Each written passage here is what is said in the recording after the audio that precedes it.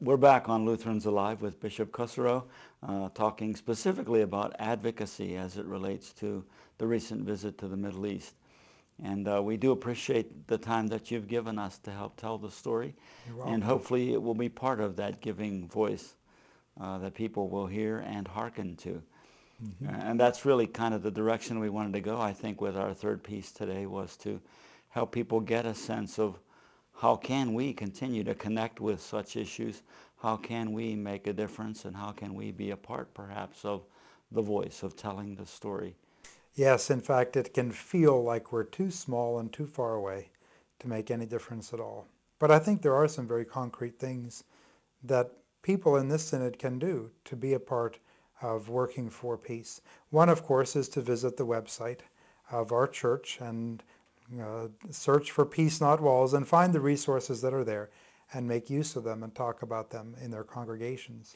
Are those the kind of things that can be used, for example, for an adult forum or Yes. a discussion group, small group, something grist Absolutely. for the mill? Absolutely. Another very concrete thing is to invite your bishop to come and share his PowerPoint in your congregation, which I'm happy to do. I will be very pleased to do that. But also, when our people visit the Holy Land, which we do, we go on trips to the Holy Land, and more often than not, those are tours that visit the holy places and try not to get mixed up in the local politics on the ground. In planning those trips, if at all possible, go and visit the congregations of the Evangelical Lutheran Church in Jordan and the Holy Land. There's one right in the old city of Jerusalem, and then a congregation in Bethlehem, and a congregation in Beit Jala, just very close to Bethlehem.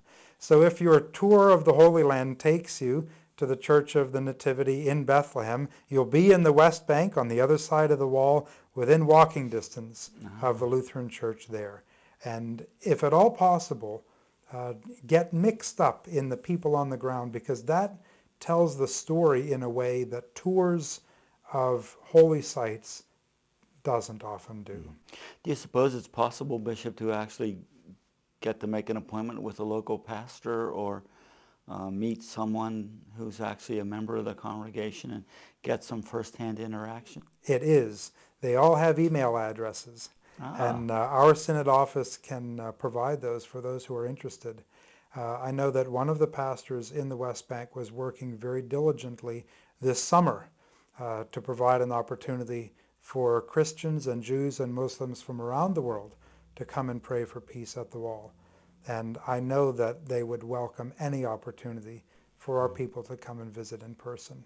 I think folks may sometimes underestimate or forget how meaningful it can be for someone who's in the midst of such a difficult situation to know that folks are thinking about them, are praying for them and with them, and are interested enough to make the effort to do that kind of thing.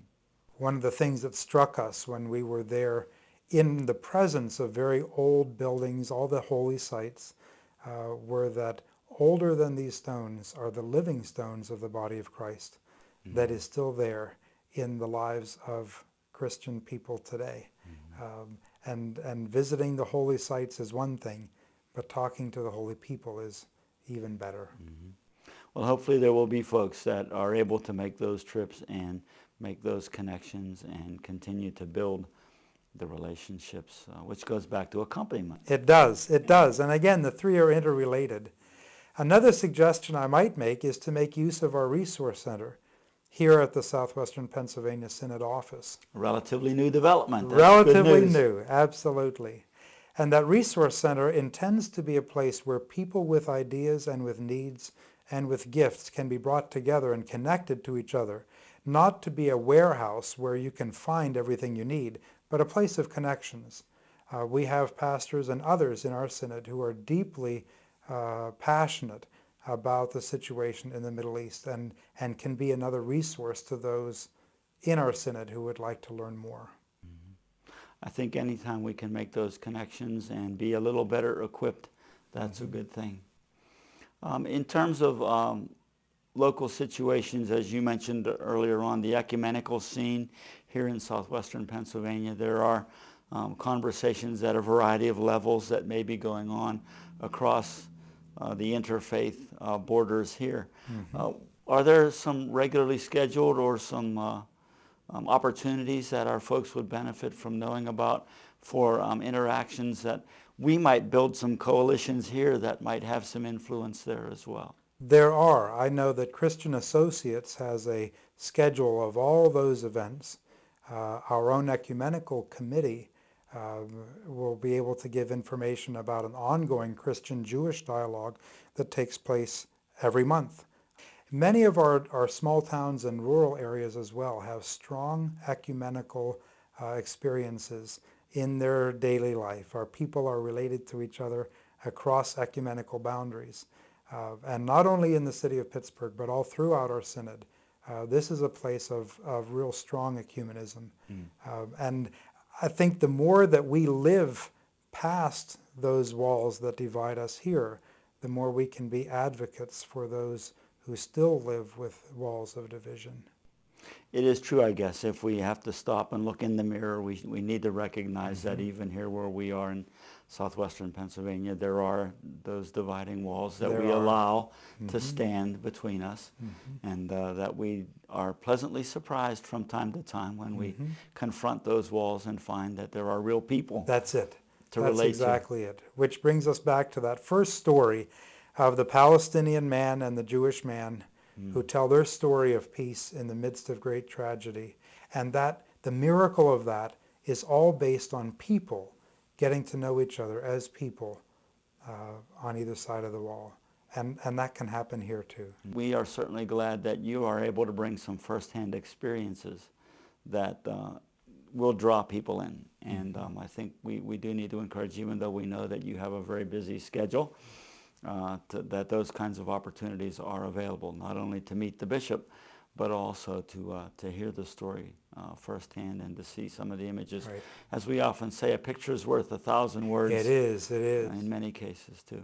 And that's one of our high priorities, is to stay with, to accompany each other, and then also to raise up, which is an awareness piece, and our third priority, to send out, which again tells the stories. Well, thank you very much for taking the time and making the effort to share some of these very important insights, things that will, I think, stand the test of time and may very well enable us to be a bit more of a positive influence as we seek to tear down the walls where they exist in our lives and to build those relationships as well. Thank you so much, Bishop, for being with us today. You're welcome. And thanks for being such a good leader for us in our synod. We wish you God's blessings in all that you do. Thank you. Thank you for being with us today on Lutherans Alive. We hope you've enjoyed this opportunity to share in the experiences and the insights of our bishop as he has traveled to the Middle East. And we hope that you will work to tear down those walls in your lives where you see them. Until next time, good day, and God bless you.